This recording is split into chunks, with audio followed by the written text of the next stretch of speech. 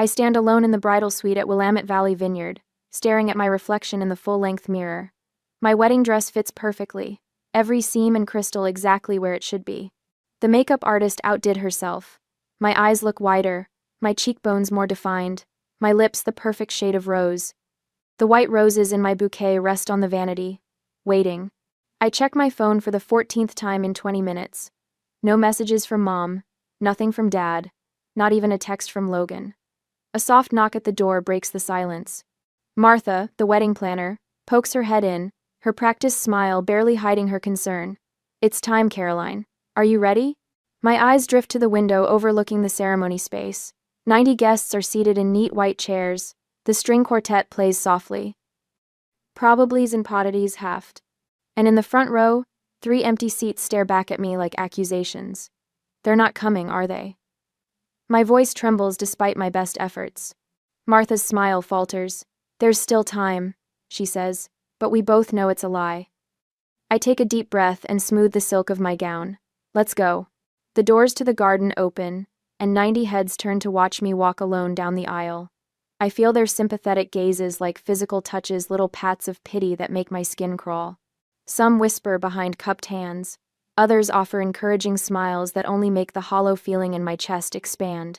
My focus narrows to Ethan waiting at the altar, his eyes steady on mine. The love radiating from him is almost enough to push away the memory of my mother's voice 3 days ago.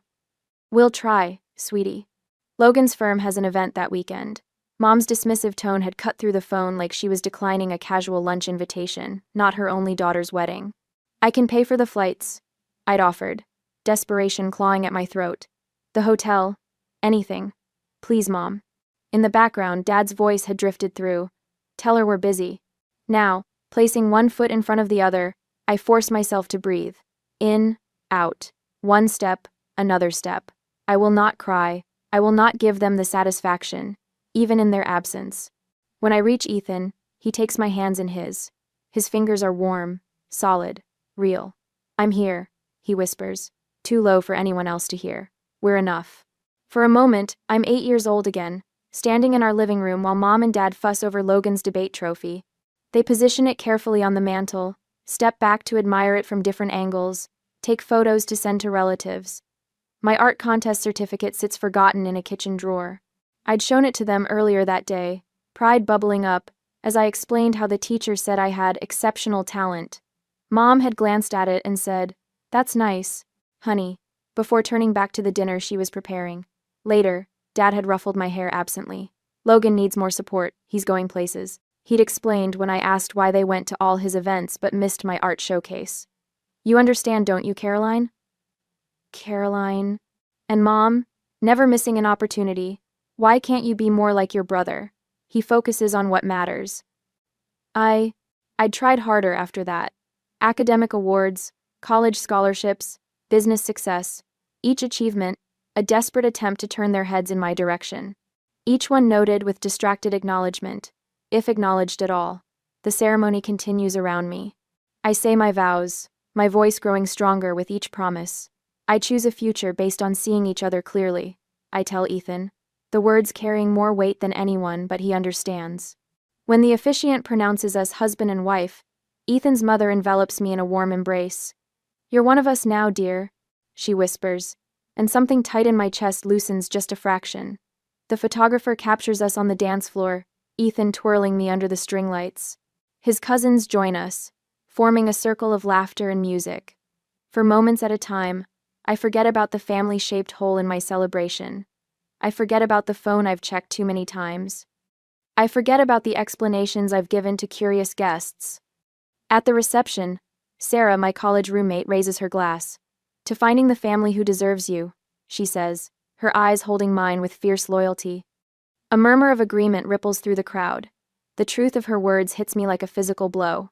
All these years, I've been invisible to the people who should have seen me most clearly. I've been chasing approval from those who never intended to give it. When the celebration quiets for a moment, I slip away to check my phone one last time. No missed calls, no messages, not even a token congratulations. Ethan finds me there, staring at the blank screen. "They missed something beautiful today," he says, wrapping an arm around my waist. I look up at him, at the man who has never once made me feel like I needed to earn his attention. I think of his family, who welcomed me without reservation. I think of friends who traveled across the country to stand beside me. I set the phone down.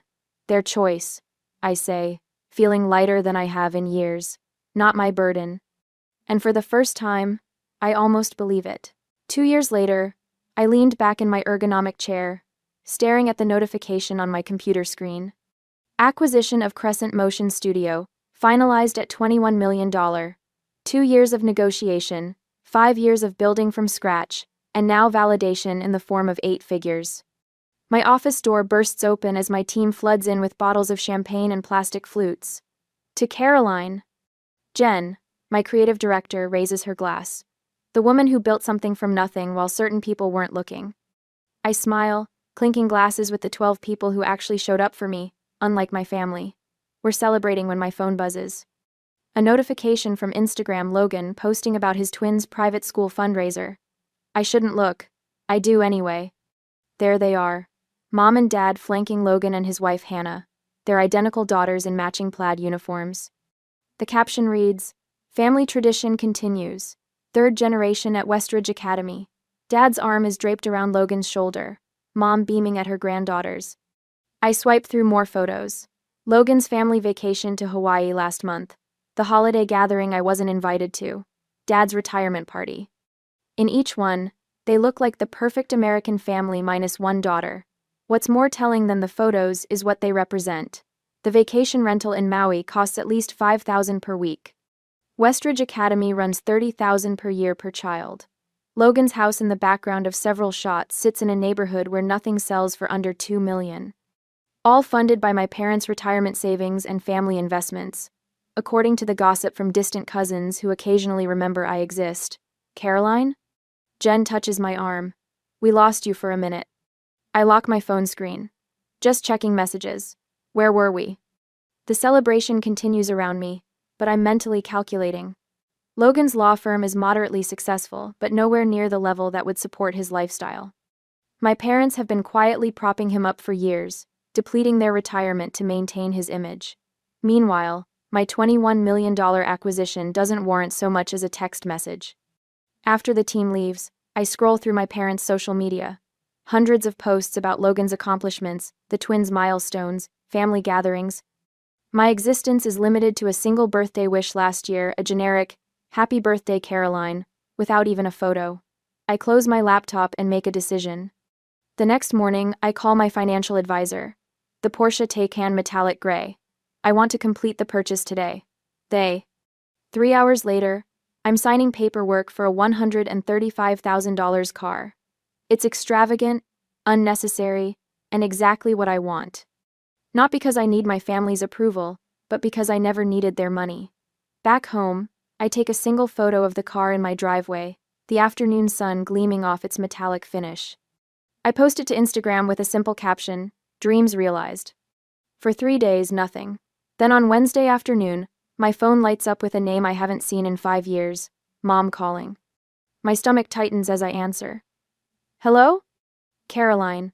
Mom's voice carries that particular blend of authority and urgency she reserves for family crises. "We need to talk. Family meeting tomorrow." "Family meeting?" I repeat, hearing the disbelief in my voice. "After 5 years of silence, you're calling about a family meeting?" "This is important." She pauses, and I hear Dad's voice in the background. "Tell her it's important," he says, as though I can't hear him. "What's important?" I ask. My wedding wasn't important. My business wasn't important. What exactly matters now? Mom's voice tightens. "It's complicated. Financial issues. We need to discuss it as a family." Of course. They saw the car. They know about the acquisition. Now suddenly, I'm family again. "Tomorrow at 2, I say before hanging up. The next morning I slide into my new Porsche, the leather seat cool against my back. The drive to my childhood home takes 40 minutes, time enough to remember birthdays celebrated without me, achievements unacknowledged, holidays spent alone while they gathered without me. I park in the circular driveway, my metallic gray Porsche looking starkly modern against their traditional colonial. For a moment, I sit there, hands gripping the steering wheel. The last time I stood on that porch was 6 years ago. when I'd announced my engagement to Ethan. Mom had nodded politely while Dad checked his watch repeatedly, clearly waiting for me to leave. They've never needed me before. Why now? My phone buzzes with a text from Ethan. Remember who you are. Call me if you need extraction. I smile despite myself. Another notification appears, an email from Naomi Blake, the investor who believed in Crescent Motion when no one else would. Your worth isn't measured by those who couldn't see it. A final alert. My assistant confirming tomorrow's meetings. Don't let them take too much time. You have the production review at 4. Commoner. I take a deep breath, remembering my therapist's words from last week's session. Boundaries aren't punishments, they're protection. I straighten my shoulders and step out of the car. Before I can knock, the front door swings open. Mom and Dad stand there, their expressions shifting from annoyance to shock as they take in the Porsche behind me. You've done well for yourself, Dad says. Not hello. Not, I've missed you. Just an assessment of my financial worth. Yes, I reply simply.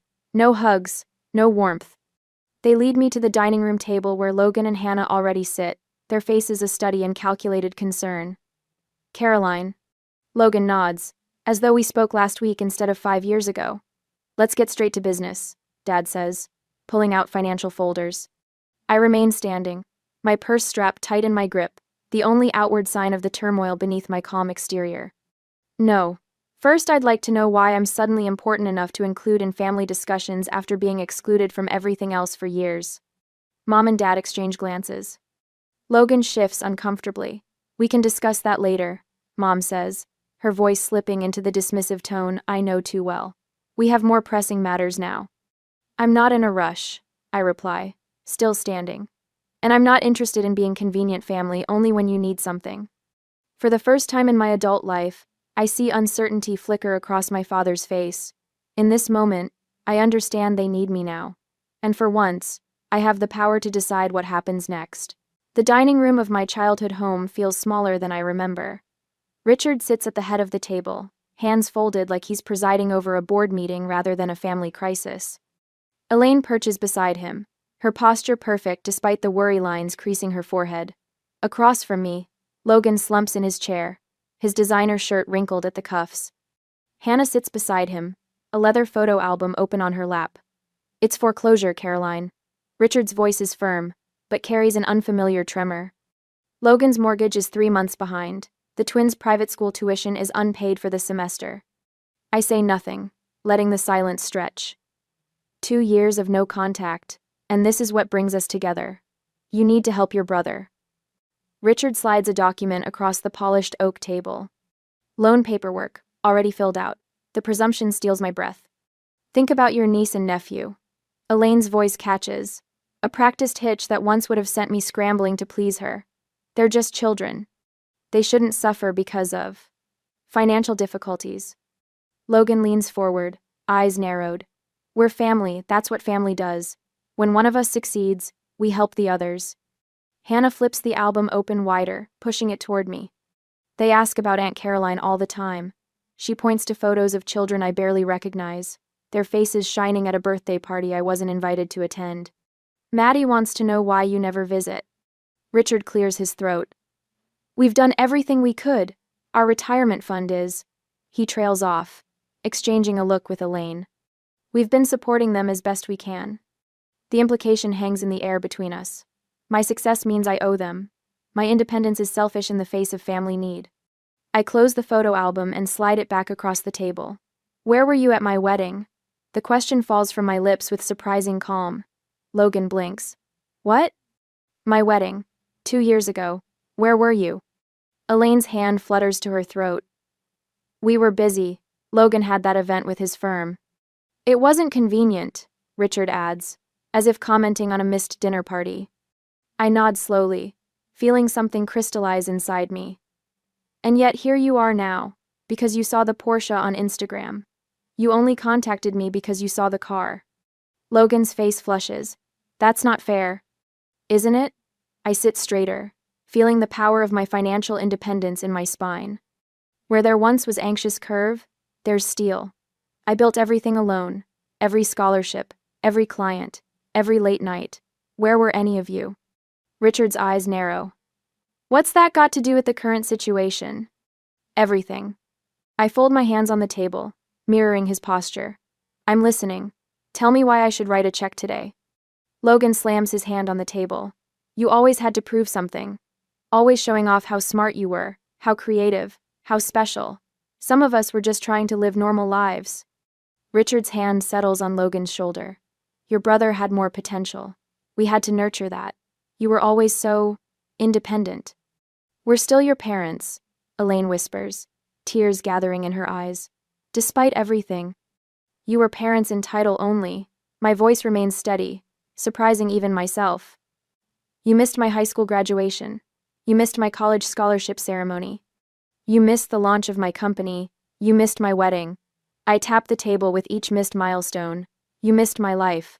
And now you want to share in what that life has built. Caroline, Richard starts. You didn't build this success. I continue. You don't get to share it. My phone vibrates in my pocket. I glance down to see Ethan's message. You okay? Meeting running long. In our asso. The sight of his name brings back Naomi Blake's words when she invested in my startup. You don't need approval from anyone who can't see your light. I think of my team at Crescent Motion. Their faces shining as we toasted the acquisition.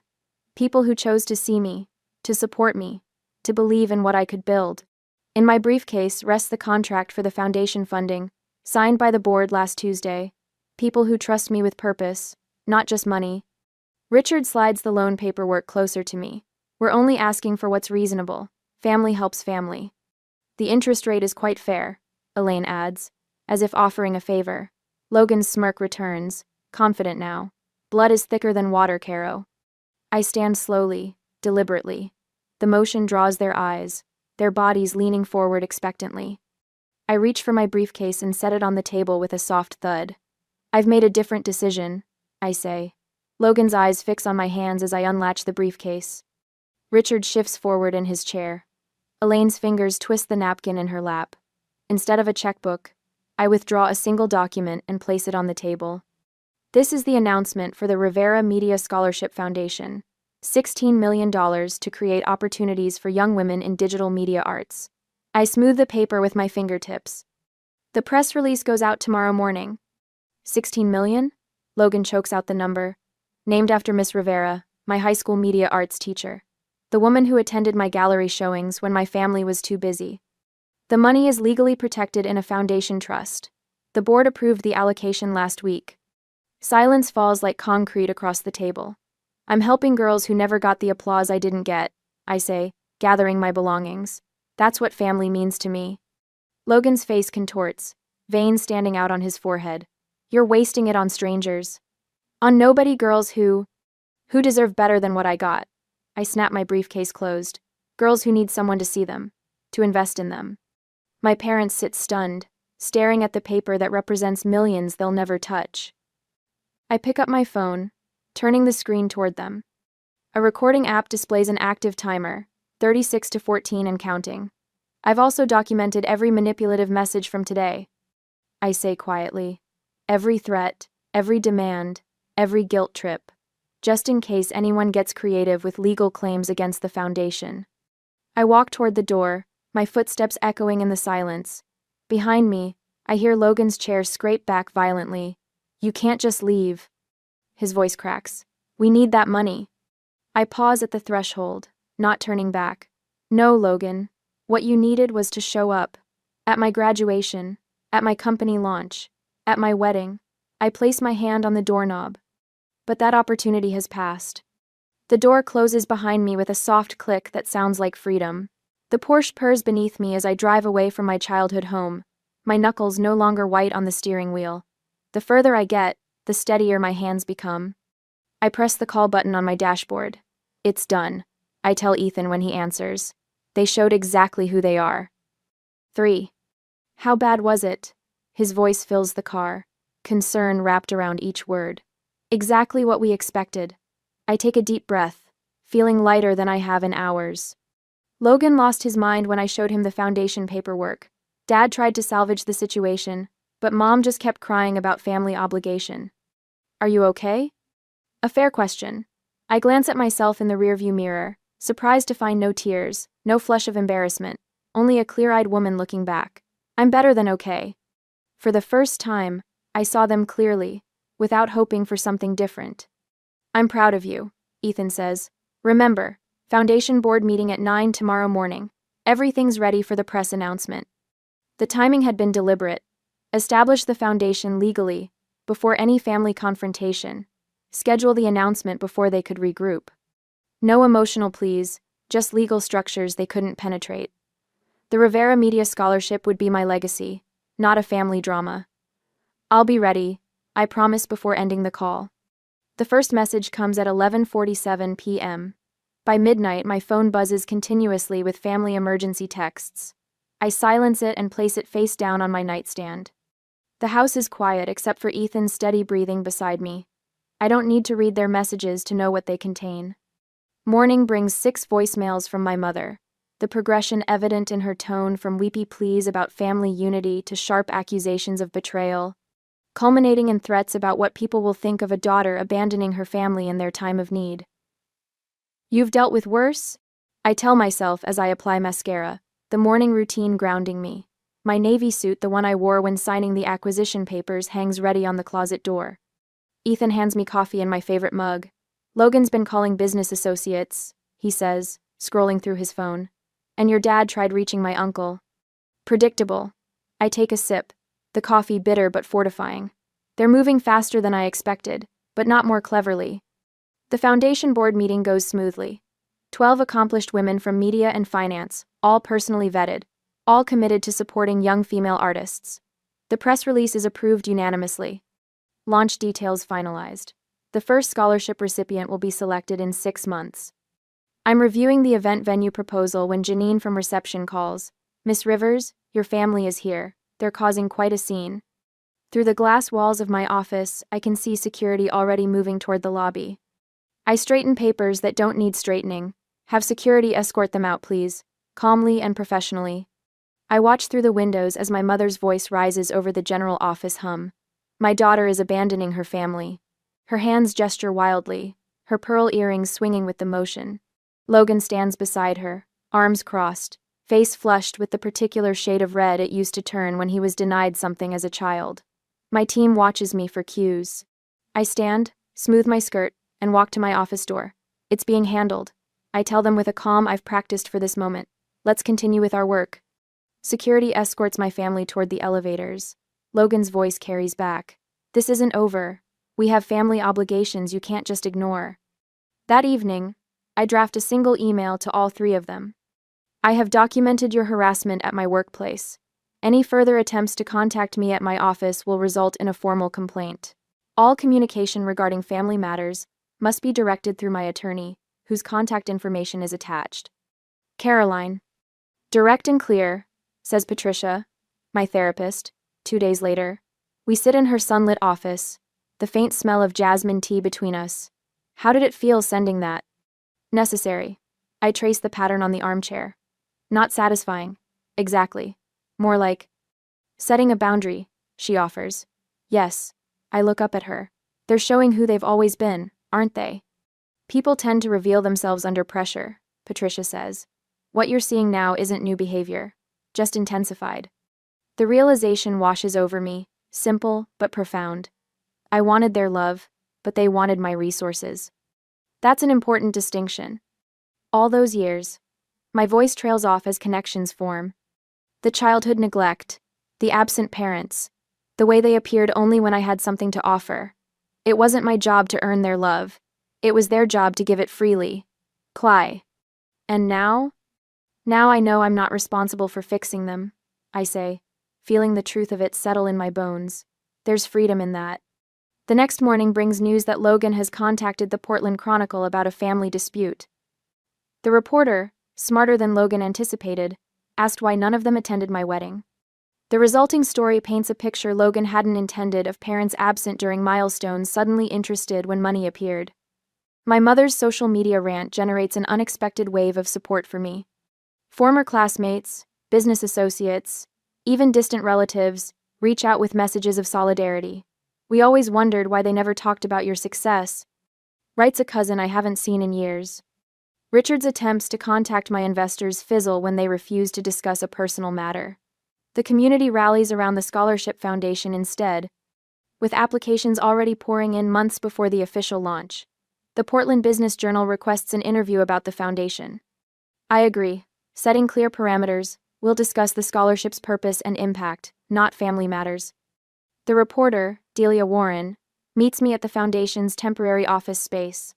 This is an impressive initiative, she says, reviewing the prospectus. $16 million is substantial seed funding. What inspired such generosity? I consider my words carefully. I had a teacher who saw potential in me when others didn't. Miss Rivera changed my life by simply paying attention. I want to create that opportunity for young women who might otherwise be overlooked. You've built an impressive career, Delia notes. Crescent Motion's acquisition was one of the biggest tech stories last year. Is your family proud? The question hangs between us. I could dodge it, redirect to safer territory. Instead, I meet her eyes directly. My success was built without family support. They weren't at my wedding, my graduation, or when I sold my company. Delia's pen pauses. That provides interesting context for the foundation's mission. Later that week, the article appears with the headline, "Self-Made Success Creates Legacy of Support." The contrast between my generosity and my family's entitlement becomes public narrative. When news of Logan's house foreclosure breaks days later, the community connects the dots without my saying a word. Ethan handles increased security protocols at our home. My business team manages communication strategy, filtering messages and prioritizing foundation work. Naomi Blake, my first investor and mentor, releases a statement supporting my commitment to lifting others rather than enabling dependency. My college friends form a protective circle, filling our calendar with dinners and events that leave no room for dwelling on family drama. Patricia provides anchoring during weekly sessions. The United Front becomes its own kind of family chosen, intentional, supportive. 2 weeks after the confrontation, I received the Business Leadership Award from the Women in Media Alliance. Standing at the podium, looking out at faces that genuinely celebrate my success, I realize the tables have completely turned. My parents' retirement plans are now delayed indefinitely. Hannah's social position in her precious country club circles has eroded with their financial collapse. Logan's twins will transfer to public school next semester. Meanwhile, the foundation thrives, generating positive coverage that spreads beyond Portland.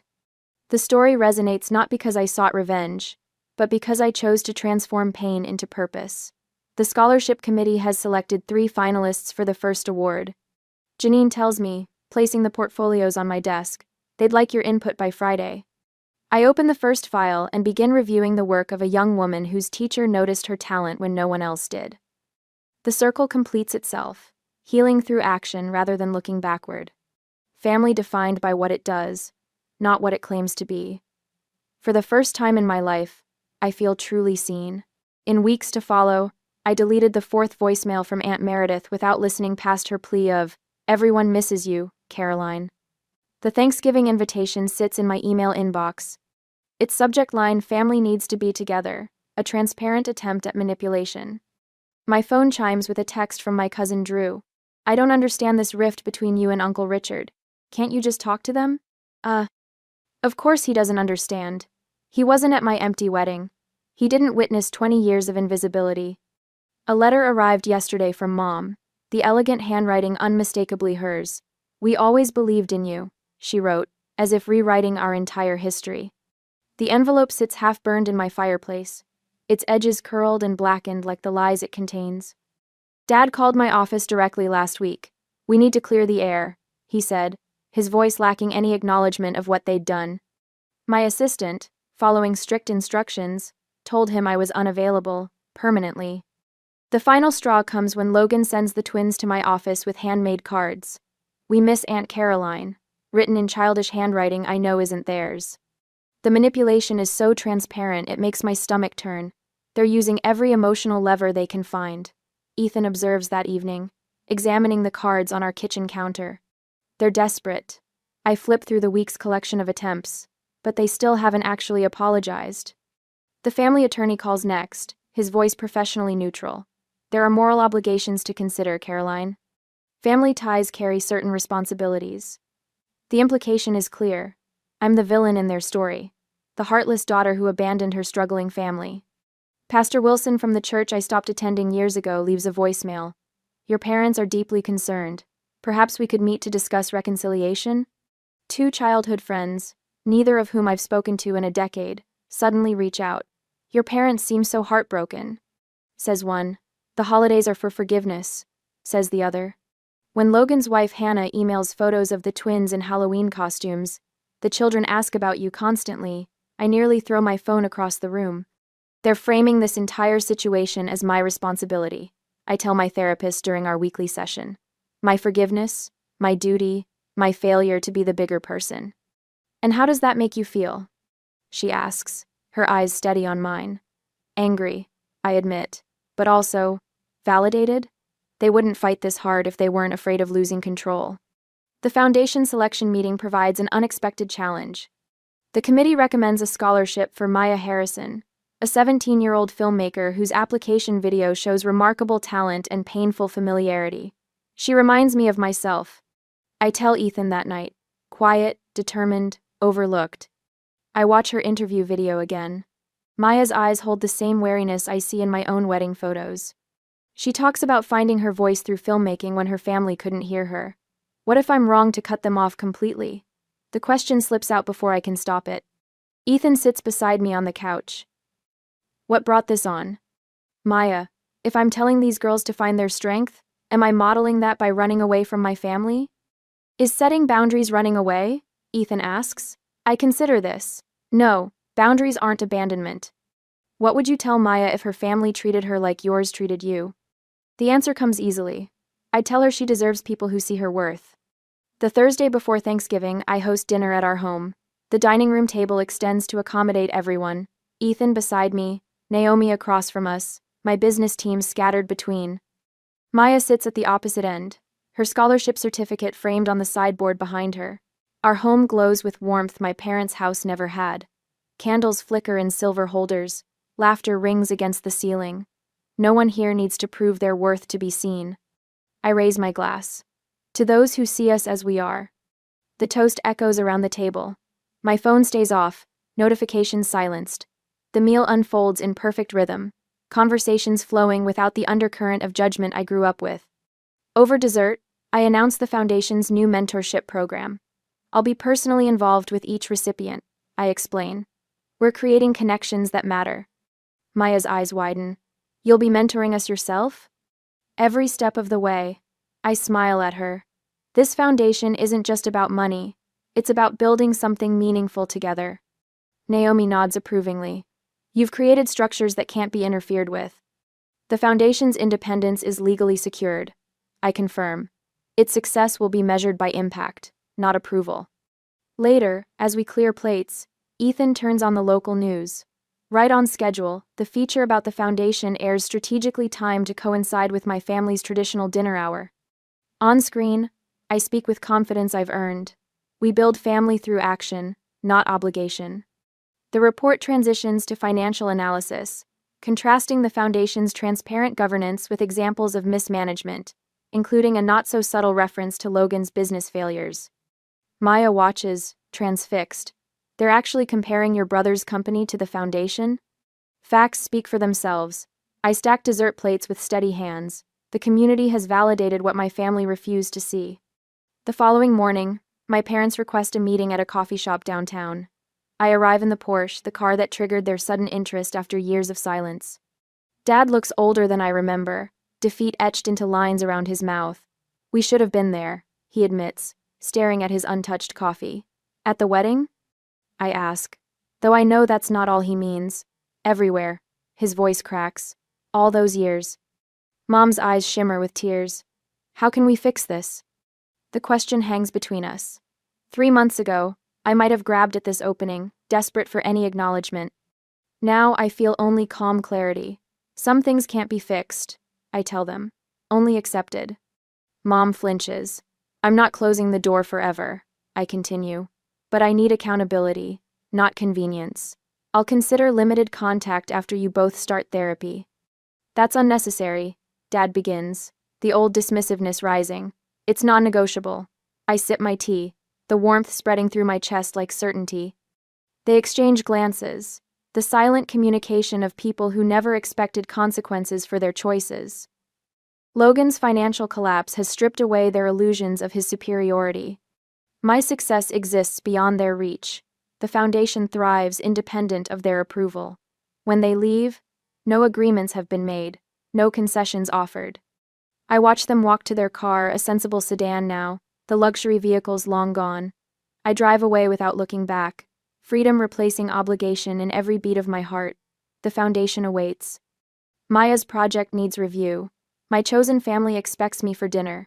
For the first time, I'm moving toward something instead of away from someone, and that makes all the difference. I stand in the sunlit studio of the Crescent Foundation, watching Maya adjust her camera settings. The morning light filters through the tall windows, casting golden patterns across the polished hardwood floor. It's been a year since I faced my family for the last time. What do you think about this angle? Maya looks up, her eyes bright with the same creative fire Miss Rivera once saw in mine. Try moving it slightly to the left. Catch how the light falls across the subject. My voice carries the confidence of a mentor now, not the desperate plea of a daughter seeking approval. On the wall behind Maya, photos document our scholarship recipients' projects, stories they never could have told without the Foundation's support. Each frame represents a voice that might have been silenced, just as mine nearly was. My office here replaced the childhood bedroom, where I once dreamed of being seen. Every element from the ergonomic chair to the awards, displayed without apology on floating shelves, I chose deliberately. Nothing inherited, nothing tainted by obligation or guilt. I've finished the final cut of my documentary, Maya says, straightening up. Would you watch it with me? We move to the editing bay where her project plays on the high-definition monitor. The documentary follows 3 generations of women in a rural Oregon family, their struggles and resiliences beautifully captured through Maya's lens. Watching her work, I feel a swell of pride entirely different from anything I've known before. This isn't about me. It's about what she's created, what she'll continue to create. When the final credits roll, Maya turns to me, tears brightening her eyes. You're the reason I believe I can do this, she says, wrapping her arms around me in a spontaneous hug. I think of Miss Rivera, how she recognized something in me when my own parents couldn't be bothered, how her belief sustained me through years of family indifference.